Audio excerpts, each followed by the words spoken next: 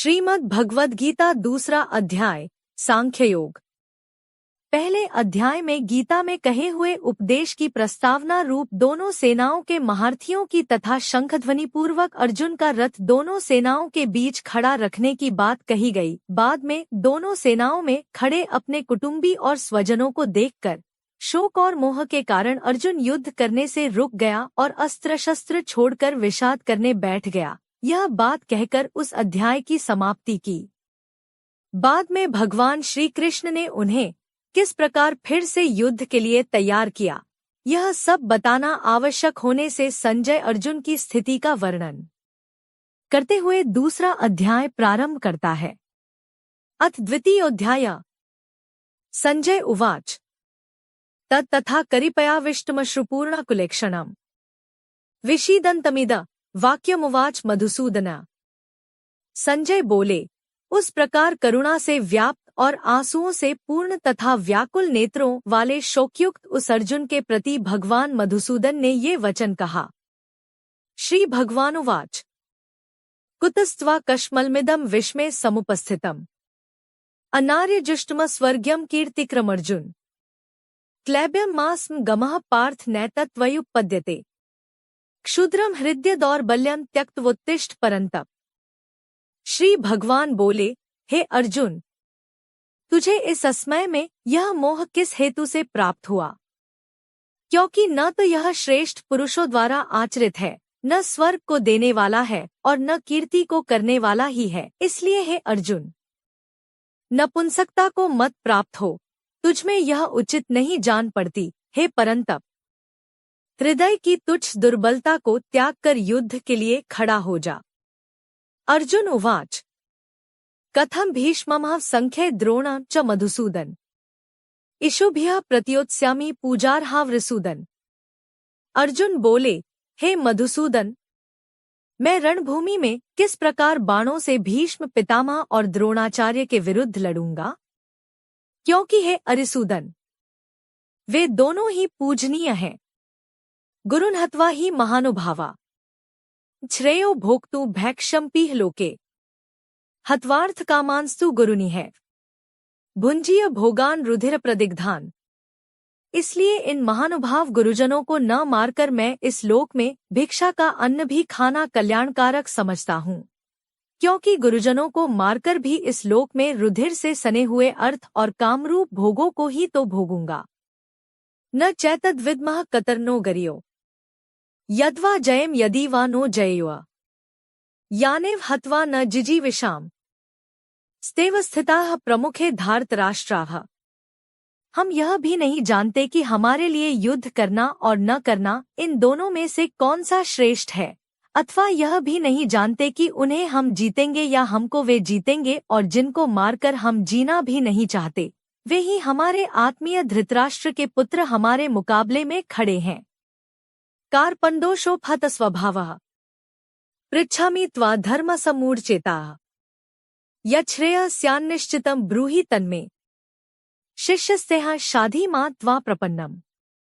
इसलिए कायरतारूप दोष से उपहत हुए स्वभाव वाला तथा धर्म के विषय में मोहित चित्त हुआ मैं आपसे पूछता हूँ कि जो साधन निश्चित कल्याणकारक हो वह मेरे लिए कहिए, क्योंकि मैं आपका शिष्य हूँ।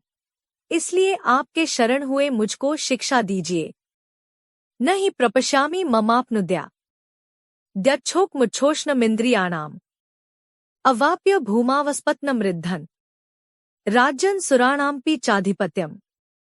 क्योंकि भूमि में निष्कंटक धनधान्य संपन्न राज्य को और देवताओं के स्वामीपने को प्राप्त होकर भी मैं उस उपाय को नहीं देखता हूँ जो मेरी इंद्रियों को सुखाने वाले शोक को दूर कर सके। संजय उवाच एवमुक्त्वा हृषिकेशं गुडाकेशः परन्तप न योत्स्य इति गोविंद मुक्त्वा तूष्णी बभूवः। संजय बोले, हे राजन, निद्रा को जीतने वाले अर्जुन अंतर्यामी श्री कृष्ण महाराज के प्रति इस प्रकार कहकर फिर श्री गोविंद भगवान से युद्ध नहीं करूंगा, यह स्पष्ट कहकर चुप हो गए। तमुवाच हृषिकेशः प्रहसन्निव भारत सैन्योरुभयोर्मध्ये विषीदन्तमिदं वच। हे भरतवंशी धृतराष्ट्र, अंतर्यामी श्री कृष्ण महाराज ने दोनों सेनाओं के बीच में शोक करते हुए उस अर्जुन को हंसते हुए से यह वचन बोले। श्री भगवानुवाच अशोच्यानन्व शोचस्त्व प्रज्ञावादांश्च भाष्ये गतासूंश्च नानुशोचन्ति पंडिताः।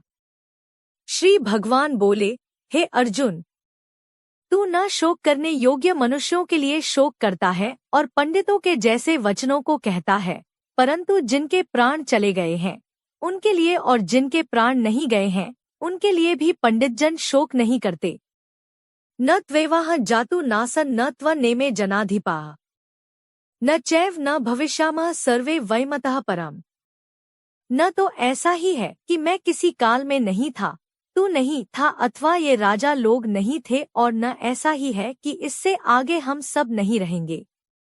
देहिनोऽस्मिन्यथा देहे कौमारन यौवनं जरा तथा देहांतर प्राप्तिर्धीरस्तत्र न मुह्यति। जैसे जीवात्मा की इस देह में बालकपन, जवानी और वृद्धावस्था होती है, वैसे ही अन्य शरीर की प्राप्ति होती है, उस विषय में धीर पुरुष मोहित नहीं होता। मात्रा स्पर्शास्तु कौन्तेय शीतोष्ण सुखदुःखदाः आगमा पायिनो नित्यास्तान् स्थितिक्षस्व भारत। हे कुंती पुत्र, सर्दी गर्मी और सुख दुख देने वाले इंद्रिय और विषयों के संयोग तो उत्पत्ति विनाशशील और अनित्य हैं, इसलिए हे भारत, उसको तू सहन कर। यन ही न व्यथ्यन्ते पुरुषण पुरुषर्षभ समदुःख सुखण धीरम सोमृतत्वाय कल्पते। क्योंकि हे पुरुष श्रेष्ठ, दुख सुख को समान समझने वाले जिस धीर पुरुष को ये इंद्रिय और विषयों के संयोग व्याकुल नहीं करते, वह मोक्ष के योग्य होता है। नास्तो विद्यते भावो नाभावो विद्यते सता उभयोरपि दरिष्टोन्तस्त्वन्योस्तत्त्वदर्शिभे। असत वस्तु की सत्ता नहीं है और सत का अभाव नहीं है, इस प्रकार तत्वज्ञानी पुरुषों द्वारा इन दोनों का ही तत्व देखा गया है। अविनाशी तो तद्विद्धि येन सर्वमिदं ततम् विनाशं व्ययस्यास्य न कश्चित् कर्तुमर्हति। नाशरहित तो तू उसको जान जिससे यह संपूर्ण जगत दृश्यवर्ग व्याप्त है। इस अविनाशी का विनाश करने में भी कोई समर्थ नहीं है। अंतवंत इमे देहा नित्यस्योक्ताः शरीरिणः अनाशिनो प्रमेयस्य तस्माद्युध्यस्व भारत। इस नाशरहित, अप्रमेय, नित्य स्वरूप जीवात्मा के ये सब शरीर नाशवान कहे गए हैं, इसलिए हे भरतवंशी अर्जुन, तू युद्ध कर। य एनन वेत्ति हंतारम यश्चैनम मन्यते हतम उभौ तो न विजानी तो नायन हंति न हन्यते। जो उस आत्मा को मारने वाला समझता है तथा जो इसको मरा मानता है, वे दोनों ही नहीं जानते, क्योंकि यह आत्मा वास्तव में न तो किसी को मारता है और न किसी के द्वारा मारा जाता है। न जायते म्रियते वा कदाचि नायं भूत्वा भविता वा न भूय अजो नित्यः शाश्वतोऽयं पुराणो न हन्यते हन्यमाने शरीरे। यह आत्मा किसी काल में भी न तो जन्मता है और न मरता ही है तथा न यह उत्पन्न होकर फिर होने वाला ही है, क्योंकि यह अजन्मा, नित्य, सनातन और पुरातन है। शरीर के मारे जाने पर भी यह नहीं मारा जाता है। वेदा विनाशनं नित्यं य एनं स्मव्ययम् कथं स पुरुषः पार्थ कं घात्यति हन्ति कम्। हे पृथापुत्र अर्जुन, जो पुरुष इस आत्मा को नाशरहित, नित्य, अजन्मा और अव्यय जानता है, वह पुरुष कैसे किसको मरवाता है और कैसे किसको मारता है। वासांसि जीर्णानि यथा विहाय नवानि गृह्णाति नरो प्राणी तथा शरीराणि विहाय जीर्णा न्यन्यानि संयाति नवानि देहि। जैसे मनुष्य पुराने वस्त्रों को त्याग कर दूसरे नए वस्त्रों को ग्रहण करता है, वैसे ही जीवात्मा पुराने शरीरों को त्याग कर दूसरे नए शरीरों को प्राप्त होता है। नैनं छिदन्ति शस्त्राणि नैनं दहति पावकः न चैनं क्लेयन्त्यापो न शोष्यति मारुता। इस आत्मा को शस्त्र काट नहीं सकते, इसको आग जला नहीं सकती, इसको जल गला नहीं सकता और वायु सुखा नहीं सकती। अच्छेद्योऽयमदाह्योऽयमक्लेद्यो शोष्य एव च नित्यः सर्वगतः स्थाणुर्चलोऽयं सनातनः। क्योंकि यह आत्मा अच्छेद्य है, यह आत्मा अदाह्य, अक्लेद्य और निःसंदेह अशोष्य है तथा यह आत्मा नित्य, सर्वव्यापी, अचल स्थिर रहने वाला और सनातन है। अव्यक्तोयम चिंतयोयम विकार्योयम उच्यते तस्मादेवं विदित्वैनम नानुशोचितुमर्हसि। यह आत्मा अव्यक्त है, यह आत्मा अचिंत्य है और यह आत्मा विकाररहित कहा जाता है। इससे हे अर्जुन, इस आत्मा को उपर्युक्त प्रकार से जानकर तू शोक करने के योग्य नहीं है, अर्थात तुझे शोक करना उचित नहीं है। अतचैनन् नित्य जातम नित्य वा मन्यसे मृतम तथापि त्वं महाबाहो नैवं शोचितुमर्हसि।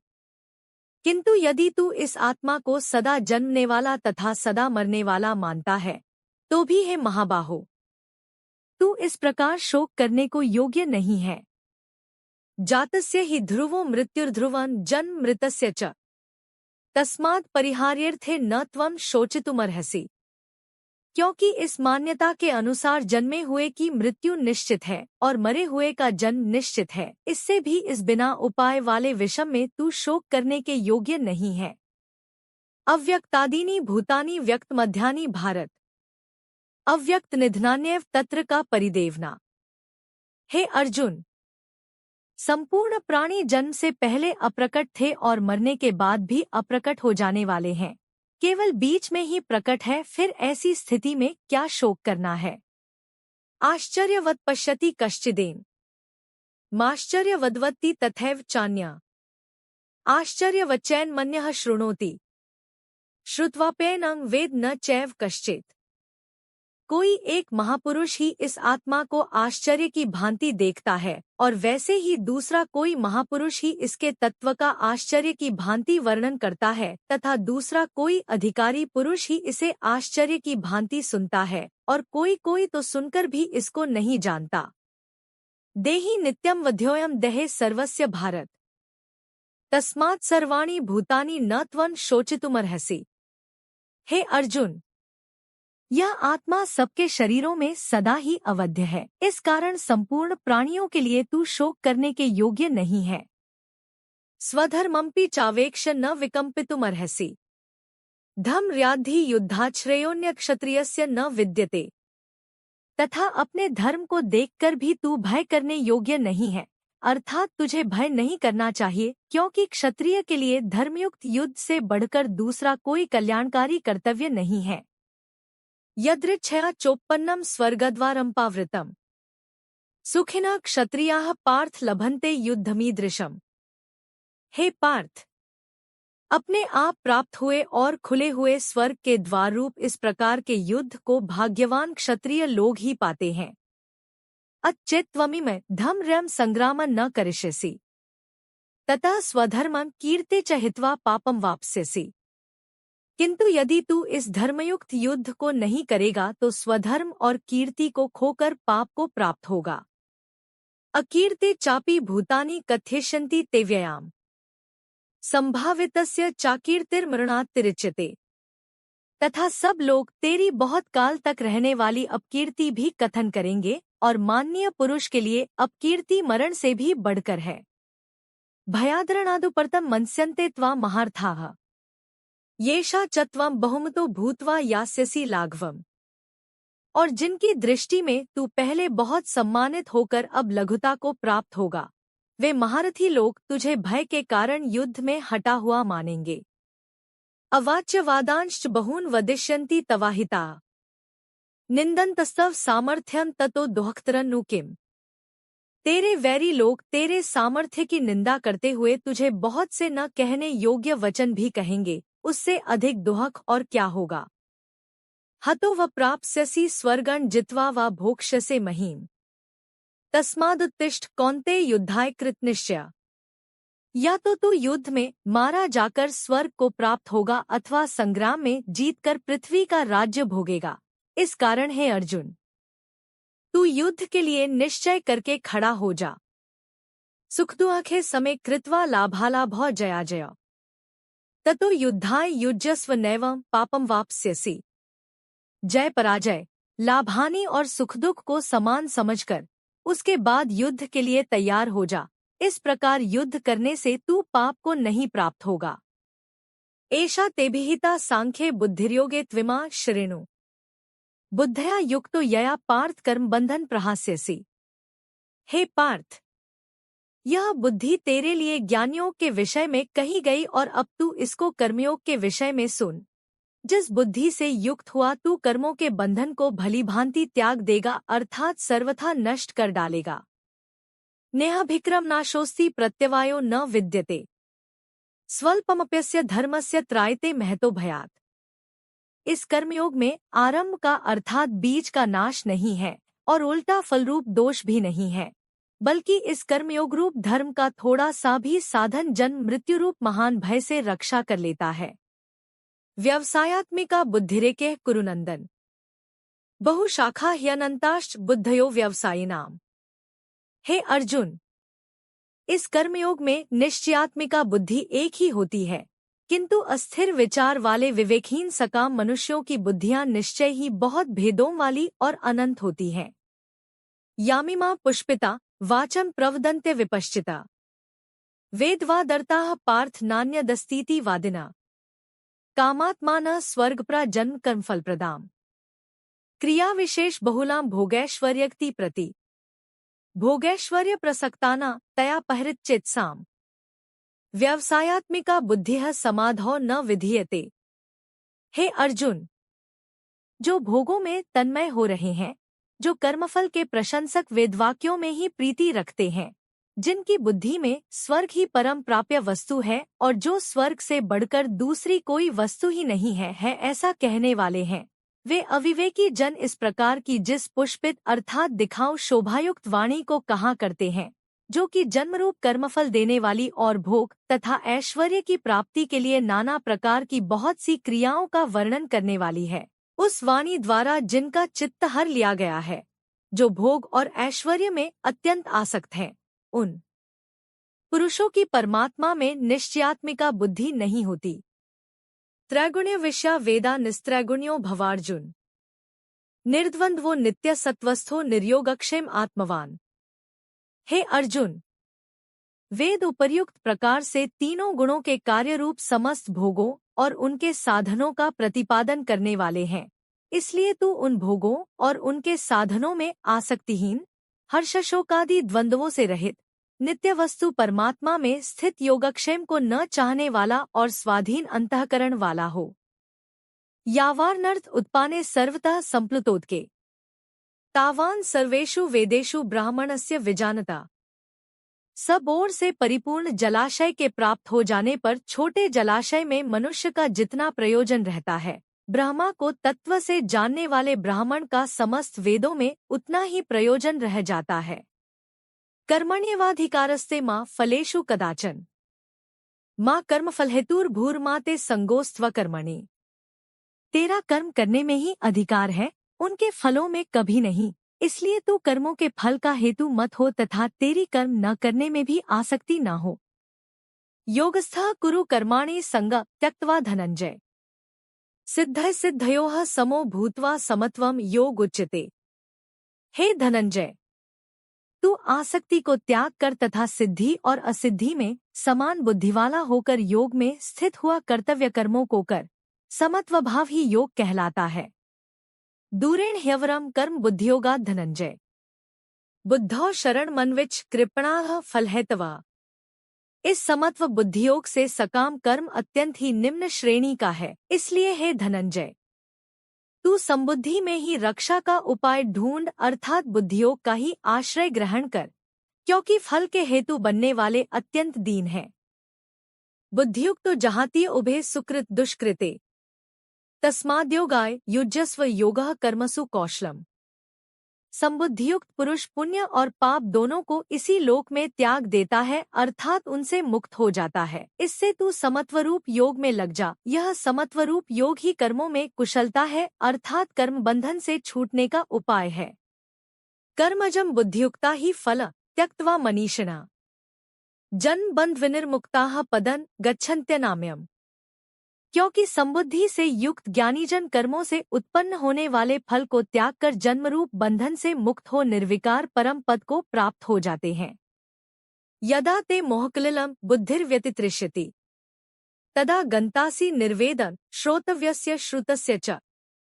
जिस काल में तेरी बुद्धि मोहरूप दलदल को भली भांति पार कर जाएगी, उस समय तू सुने हुए और सुनने में आने वाले इस लोक और परलोक संबंधी सभी भोगों से वैराग्य को प्राप्त हो जाएगा। श्रुति विप्रतिपन्ना ते यदा स्थास्यति निश्चला समाधावचला बुद्धिस्तदा योगम वाप्स्यसि। भांति भांति के वचनों को सुनने से विचलित हुई तेरी बुद्धि जब परमात्मा में अचल और स्थिर ठहर जाएगी, तब तू योग को प्राप्त हो जाएगा, अर्थात तेरा परमात्मा से नित्य संयोग हो जाएगा। अर्जुन उवाच स्थित प्रज्ञस्य का भाषा समाधिस्थस्य केशव स्थितिः के प्रभाषेत किमासीत व्रजेत किम। अर्जुन बोले, हे केशव, समाधि में स्थित परमात्मा को प्राप्त हुए स्थिर बुद्धि पुरुष का क्या लक्षण है? वह स्थिर बुद्धि पुरुष कैसे बोलता है, कैसे बैठता है और कैसे चलता है? श्री भगवानुवाच प्रजाति यदा कामान सर्वान् पार्थ मनोक्तान् आत्मन्यवात्मना तुष्टः स्थित प्रज्ञस्तदोच्यते। श्री भगवान बोले, हे अर्जुन, जिस काल में यह पुरुष मन में स्थित संपूर्ण कामनाओं को भली भांति त्याग देता है और आत्मा से आत्मा में ही संतुष्ट रहता है, उस काल में वह स्थित प्रज्ञ कहा जाता है। दुःखेष्वनुद्विग्नं नाह सुखेषु विक्तस्पृहा वीतराग भय क्रोधः स्थित धीर मुनिरुच्यते। दुःखों की प्राप्ति होने पर जिसके मन पर उद्वेग नहीं होता, सुखों की प्राप्ति में जो सर्वथा निःस्पृह है तथा जिसके राग भय और क्रोध नष्ट हो गए हैं, ऐसा मुनि स्थिर बुद्धि कहा जाता है। यह सर्वत्रान्भिस्नेहस्तत्तत्प्राप्य शुभाशुभम् नाभिनंदति न द्वेष्टि तस्य प्रज्ञा प्रतिष्ठिता। जो पुरुष सर्वत्र स्नेह रहित हुआ उस शुभ या अशुभ वस्तु को प्राप्त होकर न प्रसन्न होता है और न द्वेष करता है, उसकी बुद्धि स्थिर है।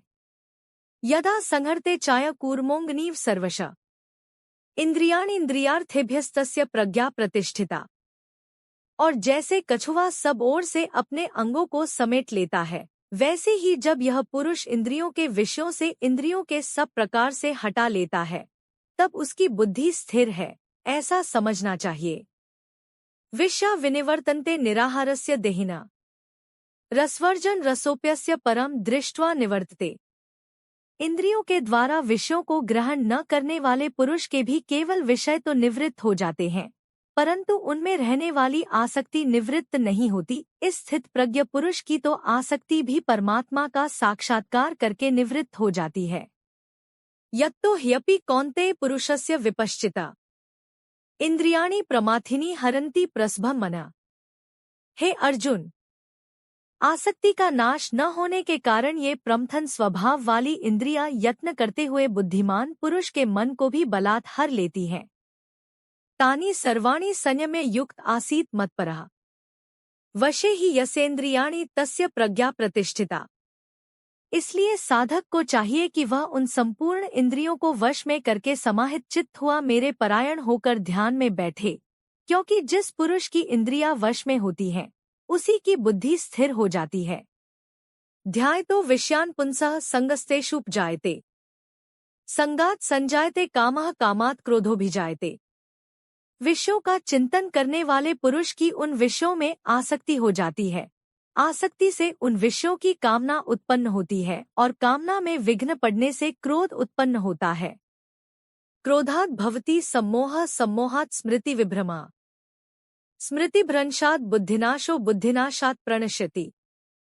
क्रोध से अत्यंत मूढ़ भाव उत्पन्न हो जाता है, मूढ़ भाव से स्मृति में भ्रम हो जाता है, स्मृति में भ्रम हो जाने से बुद्धि अर्थात ज्ञान शक्ति का नाश हो जाता है और बुद्धि का नाश हो जाने से यह पुरुष अपनी स्थिति से गिर जाता है। रागद्वेष वियुक्तैस्तु विषयानिन्द्रियश्चरन् आत्मवशैर्विधेयात्मा प्रसादमधिगच्छति। परंतु अपने अधीन किए हुए अंतःकरण वाला साधक अपने वश में की हुई रागद्वेष से रहित इंद्रियों द्वारा विषयों में विचरण करता हुआ अंतःकरण की प्रसन्नता को प्राप्त होता है। प्रसादे सर्वदुःखाना हानिरस्योपजायते प्रसन्नचेतसो ह्याशु बुद्धिः पर्यवतिष्ठते। अंतःकरण की प्रसन्नता होने पर इसके संपूर्ण दुखों का अभाव हो जाता है और उस प्रसन्न चित्त वाले कर्मयोगी की बुद्धि शीघ्र ही सब ओर से हटकर परमात्मा में ही भली भांति स्थिर हो जाती है। नास्ति बुद्धिर्युक्तस्य न चायुक्तस्य भावना, न चाभाव्यता शांतिर्शांतस्य कुतः सुखम। न जीते हुए मन और इंद्रियों वाले पुरुष में निश्चयात्मिका बुद्धि नहीं होती और उस अयुक्त मनुष्य के अंतःकरण में भावना भी नहीं होती तथा भावनाहीन मनुष्य को शांति नहीं मिलती और शांतिरहित मनुष्य को सुख कैसे मिल सकता है।